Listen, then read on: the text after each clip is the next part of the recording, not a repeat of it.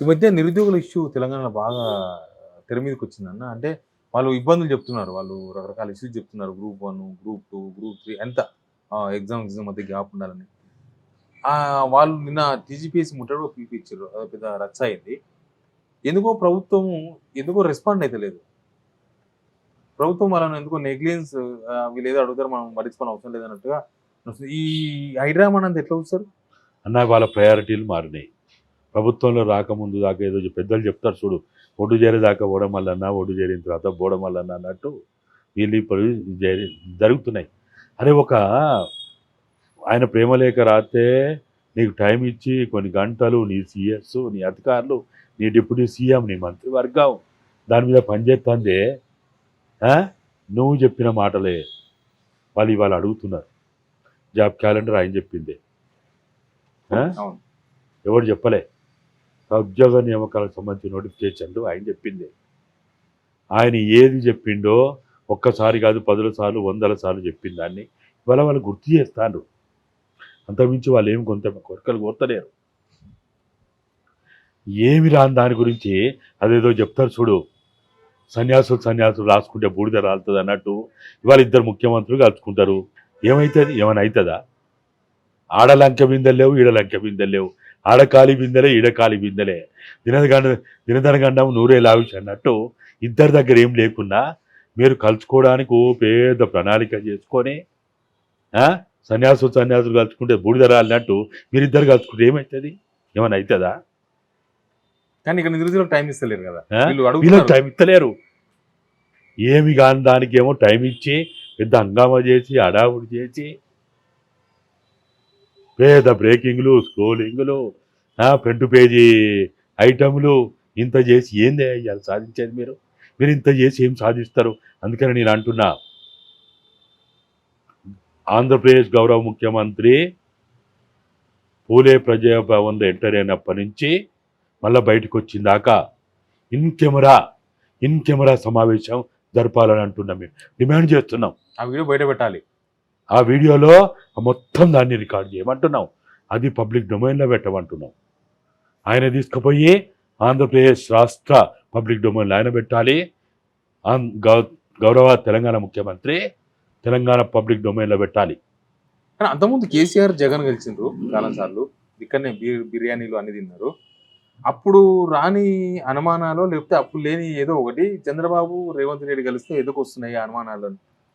అప్పుడు సమస్యలు పరిష్కారం కాలేదని అప్పుడు కూడా కలుసుకున్నాడు చంద్రబాబు నాయుడు, ఎవరు చంద్రశేఖరరావు కలుసుకున్నారు, అధికారులు కలుసుకున్నారు, ఎన్నో దఫాలు మాట్లాడుకున్నారు, సిఎస్లు కలుసుకున్నారు, వివిధ ప్రిన్సిపల్ సెక్రటరీ కలుసుకున్నారు, అందరు కలుసుకున్నారు, డీజీపీలు కలుసుకున్నారు. అప్పుడు అమలుగా ఇంకా పరిష్కారం కాలేదని అంటున్నాం. కాబట్టే ఇప్పుడు మనం ఇన్ కెమెరా సమావేశం డిమాండ్ చేస్తున్నాం. ఏం జరిగింది ఎవరికి తెలియదు, పరిష్కారం కానిదేందో తెలియదు, అయిందేందో తెలియదు. ఈ తతంగం ఇంకా ఎన్ని రోజులు నడుపుతారు? ఇది ఇంకా ఎన్ని రోజులు నడుపుతారు? ఈ నిరుద్యోగుల ఇష్యూలో నిన్న కోదండరాం సార్ లాంటి వాళ్ళు, అంటే నిరుద్యోగులు బాధలు చెప్తున్నారు. వాళ్ళు మమ్మల్ని కోదండరాం సార్ ఎలక్షన్స్ ముందు మేము సపోర్ట్గా, కాంగ్రెస్ సపోర్ట్గా పనిచేపించిండ్రు, లేకపోతే ఇంకా ఒకరిద్దరు పేర్లు చెప్తున్నారు. ఇప్పుడు కోదండరాం సార్ ఎందుకో మాట్లాడతలేడు అనేది వాళ్ళు ఆరోపణ చేస్తున్నారు. ఎందుకు నిజంగా ఈ సమాజంలో ప్రభుత్వానికి నిరుద్యోగుల మధ్య కోదండరాం లాంటి వాళ్ళు, ఎందుకంటే రోజు గవర్నమెంట్లో కలుస్తున్నాడు కాబట్టి ఎందుకు ఉండకూడదు అన్న? కోదండరాం గారు చెప్తే ఏదో అవుతుంది అనేది మీరు మర్చిపోండి. రేవంత్ రెడ్డి గారు వింటారా? చేస్తాడా?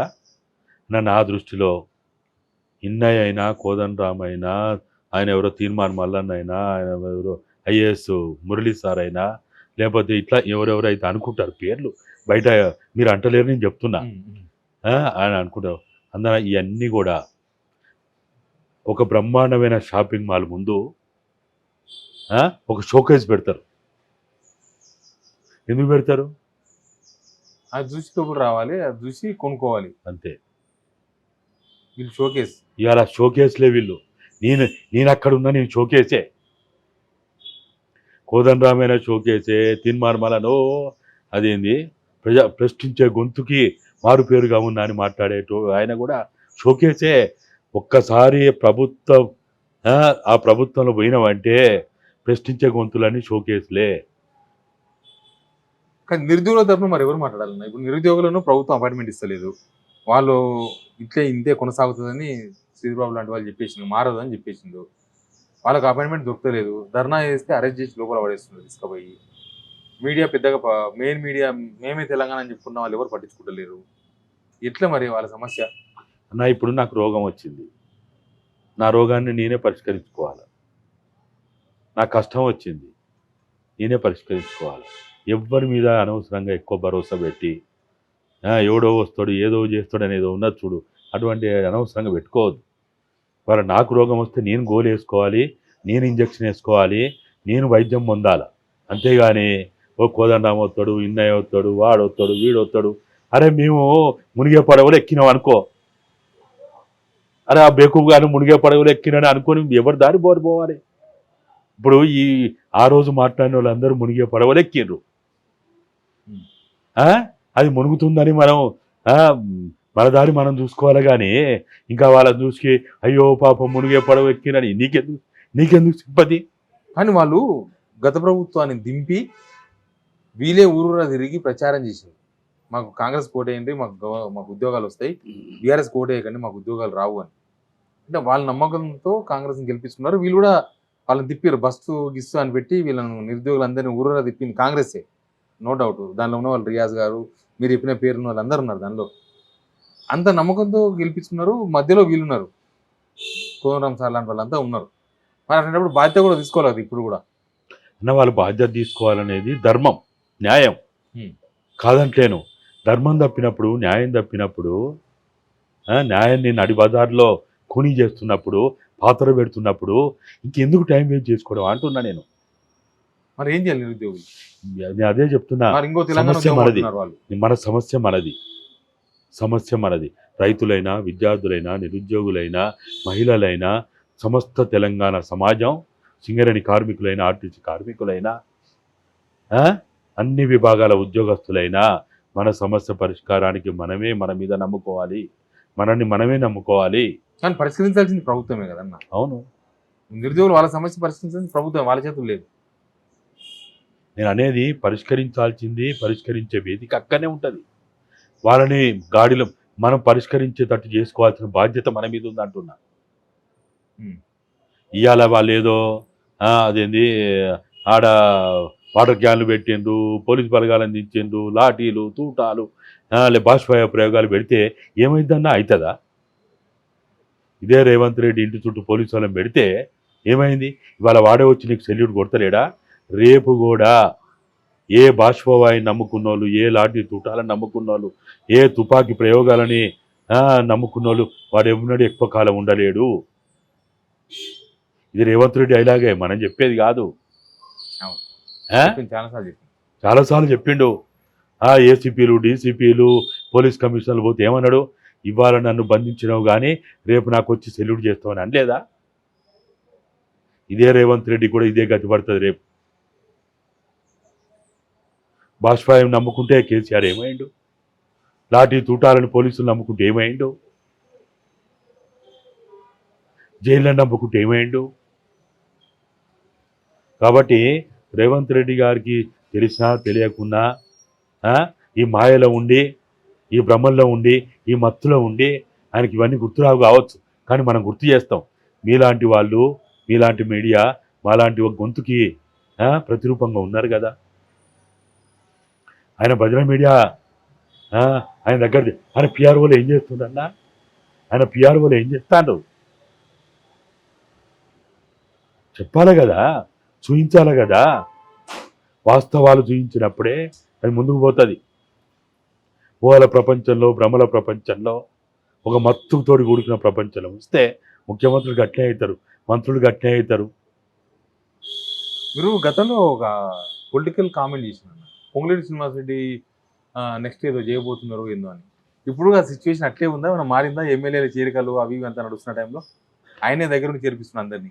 అదే ఏదైతే మోడీ అమిత్ షాల యొక్క 3వసారి వాళ్ళ ప్రభంజనం లేకపోవడం వల్ల వాళ్ళని కాపాడుకోవడం వాళ్ళ కష్టమైంది. ఇప్పుడు వేరే రాష్ట్ర ప్రభుత్వాన్ని ఎడగొలుస్తారు.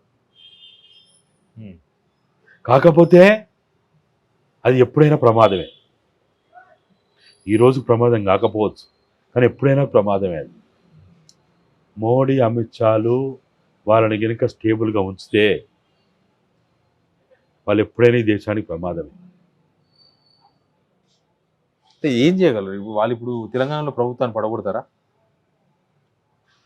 రెడీగా ఉన్నారు. వాళ్ళకి వాళ్ళు ఆయుధాలు ఎక్కువ పెట్టి ఉంచడానికి ఇవాళ రేవంత్ రెడ్డి గారి భుజం మీద పెట్టి తెలంగాణ వాదాన్ని, నినాదాన్ని, సెంటిమెంట్ని చంపి ఇవాళ ఇక్కడ వాళ్ళు మరోసారి పాగా వేయాలని ప్రయత్నం చేస్తారు.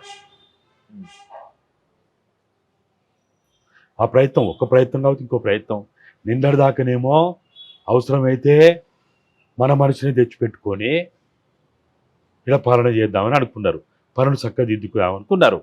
ఇవాళ అది మార్చుకొని రేవంత్ రెడ్డి గారి భుజం మీద తుపాకీ పెట్టి తెలంగాణ వాదాన్ని, నినాదాన్ని, సెంటిమెంట్ని, ఆకాంక్షల్ని, అమరవీరుల ఆశయాల్ని చంపాలని ప్రయత్నం చేస్తారు. రేవంత్ రెడ్డి గారి భుజాల మీద తుపాకీ అంటే ఇవాళ వాళ్ళు ఏదైతే కోరుకుంటున్నారో రేవంత్ రెడ్డి లేకుండా వాళ్ళ మనిషి పెట్టి చేసుకోవాలనుకున్నారు మొన్న, అంతకుముందు. ఇవాళ పరిస్థితి లేదు. పరిస్థితి లేనప్పుడు ఏం చేస్తున్నారు? రేవంత్ రెడ్డిని మన మనిషిగా భావించి ఆయన భుజం మీద తుపాకీ పెట్టి బ్లాక్మెయిల్ చేసి, అరే నాయన నీకు ఓటు నోటు కేసు ఉంది, లేకపోతే నీకు అప్పుల పాలైంది, నువ్వు అనుకున్నది ఏమైనా చేయాలంటే ప్రపంచ బ్యాంక్ అప్పులు రావాలన్నా, కేంద్రం నుంచి నిధులు రావాలన్నా మేము చెప్పింది చేయాలి, మేము చెప్పినట్టుగా చేయాలి. కానీ ఈ మూమెంట్ ఎట్లా చూడాలన్నా? రేవంత్ రెడ్డి గారు చాలా క్లోజ్గా మూవ్ అవుతున్నారు. ఢిల్లీ పోయినప్పుడు మోడీని, అమిత్ షాని కలవడం కానీ, ఇదంతా రాష్ట్ర ప్రయోజనాల కోసమే నేను కేంద్ర ప్రభుత్వంతో క్లోజ్గా ఉంటున్నా అని చెప్తున్నారు. అంతవరకు చూడాలి. అన్న పేరు రాష్ట్ర ప్రభుత్వం. ఇప్పుడు గత ముఖ్యమంత్రి చంద్రశేఖరరావు కూడా ఇదే చెప్పిండు. ఢిల్లీ పోయినప్పుడు అలవాని కలిసిన, వీని కలిసిన, ప్రధానమంత్రిని కలిసిన, అమిత్ షాని కలిసిన, ఏమేమో తెచ్చినా అన్నాడు. కానీ అక్కడ జరిగే అన్ని వీళ్ళ రహస్యంగా వాళ్ళ అవసరాలు వాళ్ళకు ఉంటాయి, వాళ్ళ ఎజెండా వాళ్ళకు ఉంటుంది, వాళ్ళ హిడెన్ ఎజెండా వాళ్ళకు ఉంటుంది. ఇప్పుడు ఈయన కూడా లోపడిపోయిండు, ఏం మాట్లాడి ఎవరికి తెలుసు, ఆయన ఏం చెప్పిండు ఎవరికి తెలుసు. అందుకనే ఇన్ కెమెరా సమావేశాలు అంటున్నాం. ఇవాళ 4 కోట్ల తెలంగాణ ప్రజలకైనా, అక్కడ ఉన్న 7 కోట్ల ఆంధ్ర ప్రజలకైనా తెలుసుకోవాల్సిన అవసరం ఉంది. మనం అడుగుతున్నది రాజ్యాంగేతర విధానం అడుగుతలేము. చాలా విషయాలు అంతర్జాతీయ సంస్థలు కూడా ఇరు దేశాలు కలుసుకున్నప్పుడు కూడా ఇన్ కెమెరా సమావేశాలు జరుగుతాయి. మనం అదే అడుగుతున్నాం. చట్ట పరిధిలో అడుగుతున్నాం, రాజ్యాంగ పరిధిలో అడుగుతున్నాం, సాంప్రదాయాల పరిధిలో అడుగుతున్నాం. ఇన్ కెమెరా సమావేశాలు జరుపుకోమని అడుగుతున్నాం. మీరేం మాట్లాడుకుంటారో తెలుసుకునే హక్కు మాకు లేదా? మేము ఇచ్చిన డబ్బులతోటి మీరు ఢిల్లీకి పోయినరు, మీరు తాగే నీటి బిందువులు మాయి అంటే ప్రజలై, మీరు తినే మెతుకులు మాయి అంటే ప్రజలై, అడిగే హక్కు లేదా? స్పెషల్ ఫ్లైట్లలో పోయినరు, ఎవరి సొమ్ము అది? ఎవరి కష్టార్జితం అది? ఎవరు కట్టిన ట్యాక్సులతోటి మీరు ఆ విధంగా ప్రయాణం చేస్తున్నారు? ఇప్పటికి 17 సార్లు పోయినారు రేవంత్ రెడ్డి గారు ఢిల్లీకి. ఎక్కువ సార్లు పోయినారు, 10 మీకు ఏదో ప్రేమ ఉన్నట్టుంది, తక్కువ చెప్తారు. 17 అవన్నీ పబ్లిక్ మనీ. స్పెషల్ ఫ్లైట్లలో పోయినరు. అవును, ఎంబడి బలగం అంతా పోతుంది పోయినప్పుడల్లా. ఆంధ్రప్రదేశ్ ముఖ్యమంత్రి ఇక్కడికి వచ్చిండు. ఎట్లా వచ్చిండు? గవర్నమెంట్ తన ఖర్చుతో వచ్చిండా? కాదు, మన చెమట చుక్కల కష్టార్జితంతో వచ్చిండు. రెక్కలు ముక్కలు చేసుకొని కట్టిన ట్యాక్స్ తోటి వచ్చిండు. నువ్వు మా సొమ్ముతో వచ్చి ఏమయ్యా మీ భాగవతం ఎందుకు? స్కూటర్ ర్యాలీలట, 2 వీలర్ ర్యాలీలట, కార్ల ర్యాలీలట, పచ్చ జెండాలట. ఎందుకయ్యి దిక్కుమాలిన పనులు? మా సొమ్ముతో వచ్చి ఈ భాగవతం అంతా ఎందుకు?